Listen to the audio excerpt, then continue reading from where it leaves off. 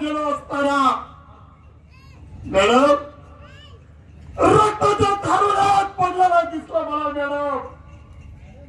आणि नंतर माझ्या ध्यानात आलं की दामूचा खून या पोस्टाने केला. साहेब या पोस्टाने दामूचा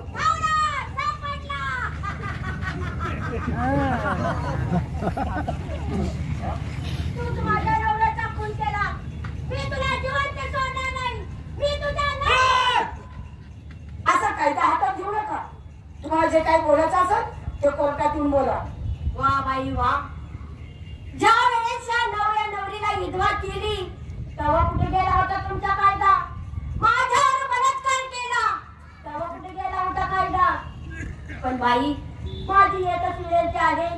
माझी बसलेली हे माय बाप त्यांच्या खेकड्यानी त्याचा नाक गोबर करून त्याला फाशी सजा द्या. याला फाशी सजा द्या.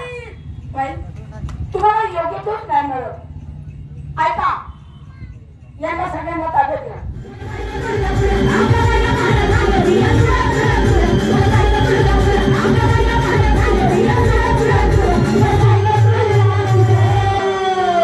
मंडळी यानंतर आम्ही आपल्यासाठी सादर करणार आहोत रखरख्या उन्हा